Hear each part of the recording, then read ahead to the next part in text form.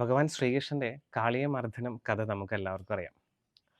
അല്ലേ? ഭഗവാന്റെ ഏറ്റവും കാലത്ത് കാളിയൻ എന്ന് പറയുന്ന വിഷപ്പാമ്പ് യമുനാ നദിയുടെ കാളിന്തി എന്ന് പറയുന്ന നദിയിലെ ഏറ്റവും താഴെത്തട്ടില് വന്ന് അഭയം പ്രാപിക്കുകയും കാളിയന്റെ വിഷം കൊണ്ട് അവിടെ ഉണ്ടാകുന്ന മരങ്ങൾ കരിഞ്ഞു പോവുകയും അവിടെ ഉണ്ടാകുന്ന പശുക്കൾ മരിക്കുകയും പക്ഷികൾ മരിച്ചു വീഴുകയും ചെയ്യുന്നു. പിന്നീട് ഭഗവാൻ അവരെ രക്ഷിച്ച് അവരെ ജീവിതത്തിലേക്ക് കൊണ്ടുവരുന്നു. പിന്നീട് ഭഗവാൻ നേരെ കാളിന്തി നദിയിലേക്ക് നേരെ ഇറങ്ങി ചെല്ലുന്നു. താഴേക്ക് വരുന്ന സമയത്ത് കാളിയൻ ചുറ്റി താഴേക്ക് കൊണ്ടുപോകുന്നു. പിന്നീട് കാണുന്നത് നേരെ ഭഗവാൻ ഉയർന്നു വന്ന് അവിടെ കാളിയനെ മർദ്ദിച്ച് ആനന്ദ നൃത്തമാടുന്നതാണ് കാണുന്നത്. അല്ലേ? അതിൻ്റെ ഡീപ്പർ ആയിട്ടുള്ള മീനിങ്ങിലേക്ക് നമ്മൾ ചിന്തിച്ച് നോക്കണം. ഭഗവാൻ എന്താണ് നമ്മളെ പഠിപ്പിക്കുന്നത്? എന്തുകൊണ്ട് കാളിയൻ വെള്ളത്തിൻ്റെ അടിയിൽ ഏറ്റവും പോയി താഴെ നിന്ന് അഭയം പ്രാപിച്ചു? വേറെ എവിടെയും സ്ഥലം ഉണ്ടായില്ലാന്ന് തോന്നുന്നു അല്ലേ? അതിനൊക്കെ ഓരോ ചെറിയ കാരണം നമ്മൾ മനസ്സിലാക്കേണ്ട പല അർത്ഥത്തിലാണ് ശരിക്കും. ആസ് എ സ്പിരിച്വൽ സീക്കർ നമ്മൾ വളരെ ഡീപ്പായിട്ടുള്ള അർത്ഥതലങ്ങളിലേക്ക് ചിന്തിക്കേണ്ടിയിരിക്കുന്നു. കാരണം ഒരുവൻ്റെ ഉള്ളിൽ പഞ്ചഭൂതാത്മകമായി നിൽക്കുന്ന ശരീരത്തിലെ ഏറ്റവും താഴെത്തട്ടില് പൃഥ്വിതത്വത്തിലെ ബേസിക് ചക്ര അല്ലെങ്കിൽ മൂലാധാര ചക്രയാണ് പറയുന്നത്. ഏറ്റവും കുറച്ചുകൂടി മുകളിലേക്ക് വരുമ്പോൾ അതിൻ്റെ ജലതത്വം, അതാണ് ശരിക്കും കാളികൻ്റെ പറഞ്ഞു വന്നിരുന്നത് വെള്ളത്തിലേക്ക് ഇറങ്ങിയിരിക്കുകയാണ്. ജലതത്വത്തിലെ പ്രതിനിധാനം ചെയ്യുന്നതാണ് ശരിക്കും നമ്മുടെ സ്വാധിഷ്ഠാന ചക്രം, സെക്ഷൽ ചക്ര എന്ന് പറയും. സെക്ഷൽ തോട്ട് ഫോംസ് ആണ് കൂടുതൽ അവിടെ വരിക. ഭഗവാൻ അതാണ് നമ്മൾ പഠിപ്പിക്കുന്നത് ശരിക്കും. വൺസ് ഭഗവാൻ നേരെ വന്നിട്ട് ഇറങ്ങുന്ന സമയത്ത് ഭഗവാനെ ചുറ്റി വരിഞ്ഞ് നേരെ താഴേക്ക് വലിച്ചു കൊണ്ടുപോവുക ചെയ്യുക.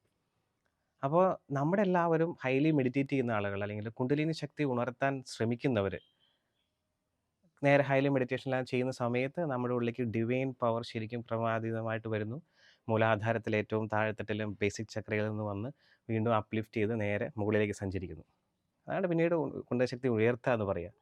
ഉയർത്തുന്ന സമയത്ത് മൂലാധാര ചക്രയിൽ നേരെ വന്നിട്ട് അടുത്ത ചക്രയിൽ വരുമ്പോൾ സ്വാധിഷ്ഠാന ചക്രം സെക്ഷൽ ചക്രയിലേക്ക് വരുമ്പോൾ അവിടെ സ്റ്റക്കാവും. അത് തന്നെയാണ് കാളികനും അവിടെ ജലതത്വവും പറയുന്നത്. എങ്ങനെ സ്റ്റക്കായി നിൽക്കുമ്പോൾ എല്ലാവരും ആ സംസാര സാഗരത്തിൽ പെട്ടുപോകും. അവിടെ നിന്ന് അപ്ലിഫ്റ്റ് ചെയ്യാൻ പറ്റില്ല. സെക്ഷൽ തോട്ട് ഫോംസ് വരുമ്പോൾ അവിടെ ഉണ്ടാകുന്ന മാറ്റങ്ങൾ നമുക്ക് പ്രശ്നമായിട്ട് മാറാം. നമുക്ക് അതിനെ അപ്ലിഫ്റ്റ് ചെയ്യാൻ പറ്റാതെ വരുമ്പോൾ നമ്മൾ സ്റ്റക്കായിട്ട് മാറും. ഭഗവാനെ വലിച്ച് താഴേക്ക് കൊണ്ടുപോയത് അത് തന്നെയാണ് ശരിക്കും. പിന്നെ എന്ത് ചെയ്യണം നമ്മൾ? ഭഗവാൻ ഉയർന്നു വന്നതുപോലെ നമുക്ക് ഉയരാൻ പറ്റണം. കാളികൻ്റെ ഉള്ളിൽ മർദ്ദനം ചെയ്തതുപോലെ നമ്മളും അപ്ലിഫ്റ്റ് ചെയ്തിട്ട് പരമശിവനായി ലയിക്കണം. എങ്കിൽ മാത്രമേ കുണ്ടലിനി ശക്തി എന്ന് പറയുന്ന ശക്തി ഉണർത്താൻ സാധിക്കും. അതെങ്ങനെ സാധിക്കും? നമ്മുടെ ആത്മസാധനയാണ്.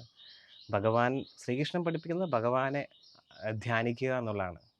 ഭഗവാനെ ധ്യാനിച്ച് അല്ലെങ്കിൽ നിങ്ങൾ വിശ്വസിക്കുന്ന ആരാധിക്കുന്ന ആ ഒരു ഡയറ്റി ഫോമിന് അല്ലെങ്കിൽ എന്താണോ നിങ്ങൾ ഉദ്ദേശിക്കുന്ന ആ ഒരു സാധന പ്രക്രിയയിൽ മുന്നോട്ട് കൊണ്ടുപോയി അതിനെ ശരിക്കും ആത്മതത്വമായിട്ട് മനസ്സറിഞ്ഞ് നിങ്ങളുടെ സാധന ചെയ്യുമ്പോൾ നിങ്ങൾക്ക് ആ പറയുന്ന കാളികനെ മുറുകി വലിയാതെ അവിടെ നിന്ന് വീണ്ടും കാളികനെ മർദ്ദിച്ച് നിങ്ങൾക്ക് മുകളിലേക്ക് എത്താൻ സാധിക്കും.